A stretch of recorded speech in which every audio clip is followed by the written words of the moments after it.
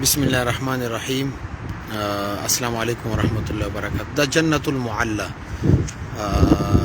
یعنی قبرستان دی اور دی په باره کې روایت کې راغلي چې د جنت البقیع نه پس دنیا کې افضل ترین قبرستان دی او دی دوه حصې دي.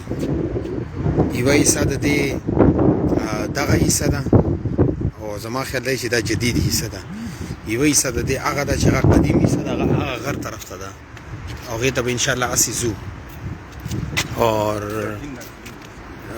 دې کې چونکې عربو والا قبرستان زمونږ د علاقو قبرستان په نسبت بدل وي، دیو په هغې قبرونو باندې ګمبد وغیره او دا شیزونه نه جوړي او دا ښه خبره ده. البته قبر باندې دومره یو کاڼی لګول چې هغې باندې د صحابي نوم وي یا چې کوم عالم وفات شوی هغه نوم وي یا یو سړی وفات شوی هغه نوم.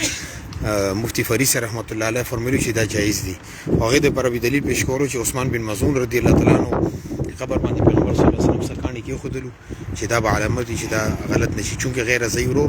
او بل عربو کې دا کار دی چې ګوره دا تیار قبرونه دي، بس چې حرم کې کله جنازه وشي او راوړي دلته مړی نه بس تیار قبر وي، هغه ته مړی ورکوز کي، خپله کمیټي ده، یو ګروپ دی، هغې تدفین وغیرہ کوي سرکاري طور باندې، هغې ته باقاعده تنخواه میلوي. او جنت المعلا دې کې لوی لوی صحابیات اور صحابه اکرام رضوان الله تعالی علیهم اجمعین مدفون دي. لکه صحابیاتو کې حضرت خدیجة الکبرا رضی الله تعالی عنها قبر دلته دی. خو چونکې دلته کله آل سعود حکومت رالو نغې نه پس دیو هغه چې کوم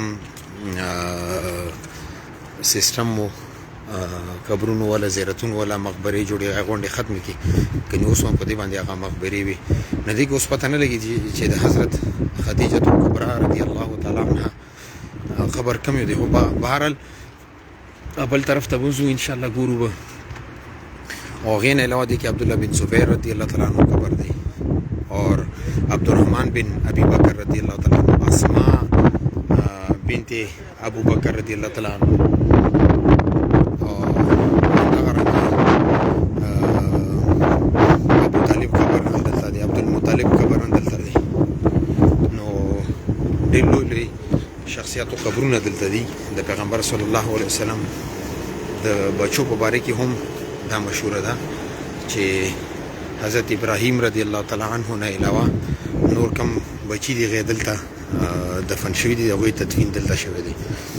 او بل دی کې ښه خبره دا ده چې کم خلک د حرم نه علاوه بل ځای کې وفات شي، نه د هغې د دفن کولو او د تدفین اجازه د هغې ته شته دی. نو بهرحال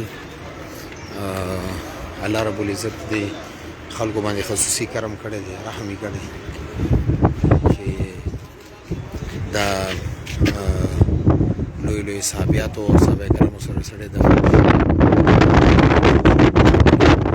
بهترین او بختور قبرونه اور علاقې مونږ ته هم نصیب کړي.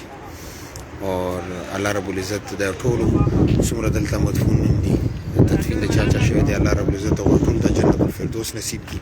هغې کې صحابه کرام هسې جنتي دي، البته کم عام خلک دي هغوی ته د الله پاک جنت الفردوس نصیب کړي. او دا خبره ډېره غټه خبره ده چې یو سړي د حرم کې مرګ راشي او بیا هغې نه پس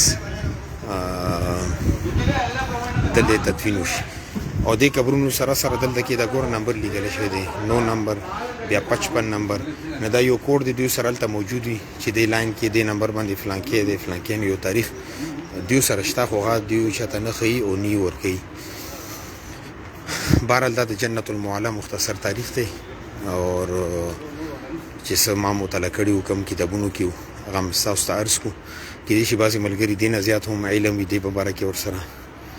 اور الله رب العزت زمونږ د سفر د قبول کړي اور ستاسو ټولو ته د الله رب العزت دلته د راتلو اور د دغه ځای کې د طواف پشان اجرونه ته طواف پشان نیک عمل کولو توفیق مو ټول ته نصیب کړي. او دې سره سره دې نه غټ عمل عمره او حج دی، هغه د الله رب العزت موږ ته بار بار نصیب کړي.